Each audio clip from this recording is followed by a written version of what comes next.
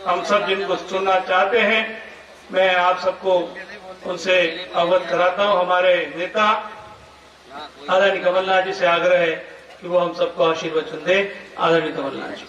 जय कमलनाथ, जय कमलनाथ, जय कमलनाथ, जय कमलनाथ। सिंगाजी महाराज की, नर्मदा मैया की, अमर शाहिद तानतैया महाराज की जय। आज वाल्मीकि समाज है, वाल्मीकि जयंती है। मैं नमन करता हूं, शुभकामनाएं देता हूं। आज हमारे साथ इस अवसर पर सबका स्वागत करता हूं। हमारे अरुण यादव जी, जिनके पिताजी मेरे साथ 7वीं लोकसभा में थे। 79-80 में हम पहली दफे लोकसभा में पहुंचे थे। उसके बाद तो मैं लगातार 40 साल लोकसभा में ही रहा हूं। अरुण यादव जी हमारे प्रदेश के अध्यक्ष रहे हुए हैं, मेरे साथ मंत्रिमंडल में साथ ही रहे हुए हैं, केंद्र मंत्रिमंडल में। तो अरुण यादव जी उस परिवार से हैं जिस परिवार से मेरा बहुत घनिष्ठ संबंध रहा है। हमारे साथ आए हुए ओंकार मलकाम जी, हीरालाल अलावा जी, जयवर्धन सिंह जी, सज्जन वर्मा जी, प्राचीलाल मेड़ा जी, राकेश चौधरी जी, मनोज रजानी जी और यहाँ के अशोक पटेल जी, कमल अस्कोले जी, ओम पटेल जी, रामेश्वर गुजर जी, राजाराम यादव जी, जीवन चौहान जी, कमल मस्कोले जी, नंदू रावत जी, दिलीप गुजर जी, श्यामा तोवर जी। मैं सबका नाम नहीं ले रहा, पर सभी सम्मानित, सभी आदर के पात्र मेरे साथीगण, यहाँ पंडापुरा ये आदरणीय बुजुर्ग और बड़ी संख्या में देख रहा हूं यहाँ की नौजवानों, भाइयों और बहनों। यहाँ आकर मुझे श्याम हुलानी जी की याद आती है। श्याम हुलानी जी मेरे साथी रहे और कुछ महीने पहले ही मुझे मिले थे। तो श्याम हुलानी जी को और प्रहलाद हुलानी जी, उनके भाई जो भी नहीं रहे, मैं उन्हें श्रद्धांजलि अर्पित करता हूं। कुंवर चतर सिंह बागी को भी श्रद्धांजलि अर्पित करता हूं। अभी मैं सुन रहा था, सबकी बात सुन रहा था कि 60 साल से यहां विधानसभा में कांग्रेस एक दफे जीती। नौजवानों, आपका जन्म भी नहीं हुआ था, आपने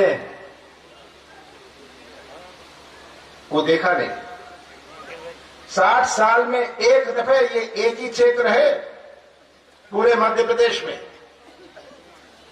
और एक ऐसा क्षेत्र है जहां नर्मदा मैया है साथ में और पानी की तरस है। ये क्षेत्र है जहां जाके नौजवानों के लिए कोई उपाय नहीं, पलायन हो जाता है, रोजगार के कोई मौके नहीं। 60 साल का ये हिसाब है। शिवराज जी ने कहा था, जिले की बात करी तो सब आपने सुन ली, मैं दोहराना नहीं चाहता। जिले की बात करी, पानी की बात करी, रोजगार की बात करी। शिवराज सिंह तो कुछ भी कह जाए, मुझे ताज्जुब है कि कम से कम माफी तो मांग लेते आपसे, माफी मांग लेते कि भाई मैंने धोखा दिया, आगे नहीं दूंगा। ये तो आज आके फिर से नारियल फोड़ने लग जाएंगे। मुझे ताज्जुब होता है कि इतनी हिम्मत है कि आप जनता के बीच में आके इतने साल धोखा देके फिर से आप नई नई घोषणा करने लग जाते हैं। ये सब चीजें आपके सामने, ये तो उपचुनाव है, कोई यहां गवर्नमेंट बननी नहीं, बिगड़नी थी। ये पहला चुनाव है कोविड के बाद। याद रखिएगा क्या मोदी जी ने कहा था 26 मार्च 2020 को, जब कोविड की शुरुआत हुई थी, कि मैं 20,000 करोड़ रुपए दे रहा हूं। याद है? 20,000 करोड़ कोविड से निपटने में। और क्या हुआ? हमारे यहां कितने लोगों की मृत्यु हुई? हमारे देवास क्षेत्र में लगभग 7,000 लोगों की मृत्यु हुई। पता नहीं बागली का तो आप जानते हैं। कितनी ऑक्सीजन की कमी, कितनी रेमडेसिविर की कमी, और तब कहा था हम सबको मुआवजा देंगे, किसी को मुआवजा मिला? ये पहला चुनाव है कोविड के बाद, ये तो हाल का ही है। कैसे लोग तरसते थे ऑक्सीजन के लिए, इंजेक्शन के लिए। ये आज तस्वीर हमारे सामने है। हमारे सामने यहां बुजुर्ग बैठे हैं, पीछे बुजुर्ग बैठे हैं, नौजवान हैं। बुजुर्गों की दुनिया कुछ और थी। बुजुर्गों ने तो अपना जीवन काट लिया एक दूसरी दुनिया में। नौजवानों की दुनिया कुछ और है। नौजवानों की अपनी सोच है। आज का नौजवान कोई ठेका, कोई कमीशन नहीं चाहता, वो तो व्यवसाय का मौका या अपने हाथों को काम चाहता है। और यही नौजवान हमारे मध्य प्रदेश का निर्माण करेंगे जो भटक रहा है। सबसे बड़ी चिंता मुझे नौजवानों की है, क्योंकि यही निर्माण करेंगे हमारे मध्य प्रदेश का। कैसा निर्माण करेंगे जब ये भटकते रहे, इनके पास कोई मौका नहीं। और मोदी जी कहने लग जाएंगे 2 करोड़, याद है 2 करोड़ नौजवानों को रोजगार मिलेगा हर साल। और शिवराज जी का तो क्या कहना है, कहेंगे हर महीने 1 लाख नौजवानों को रोजगार मिलेगा।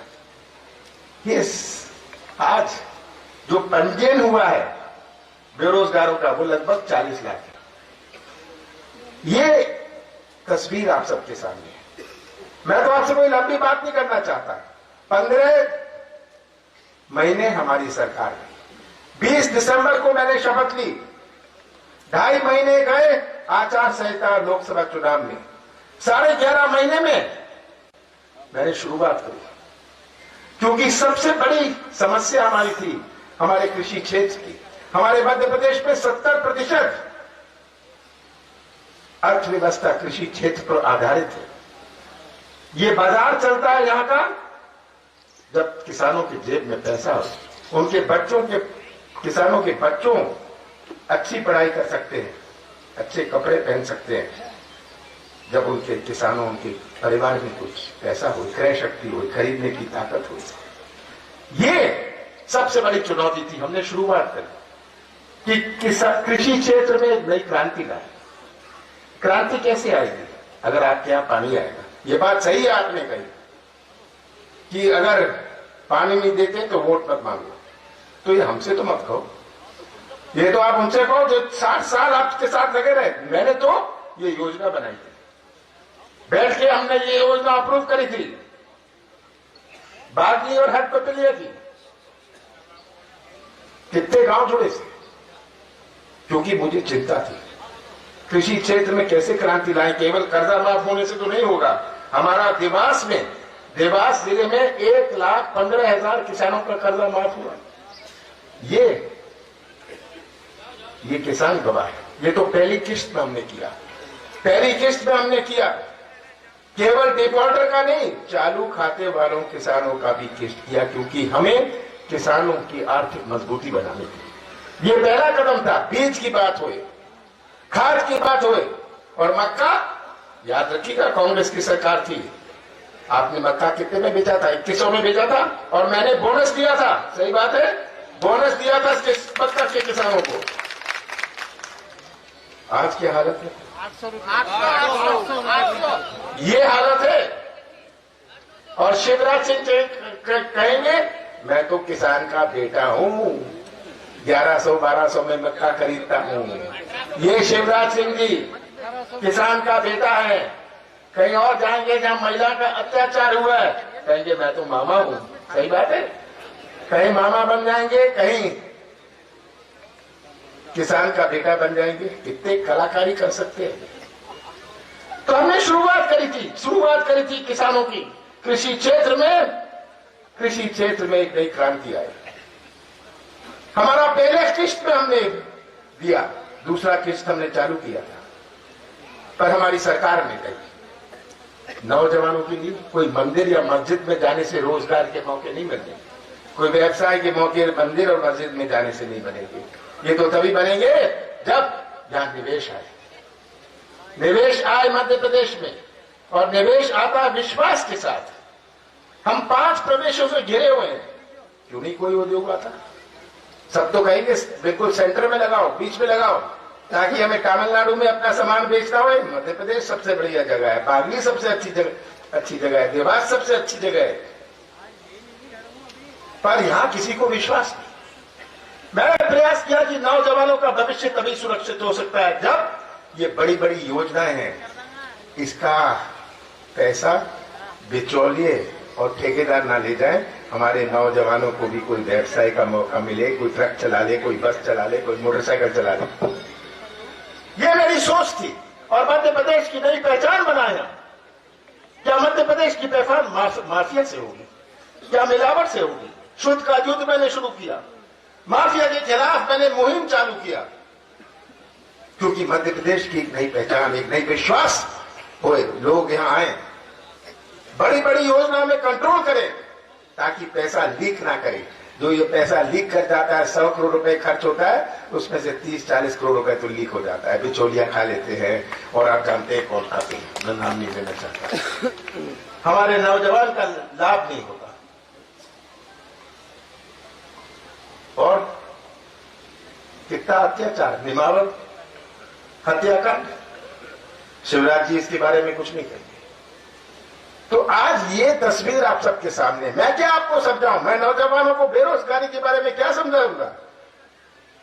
11.5 महीने में हमने अपनी नीति और नियत का परिचय दिया।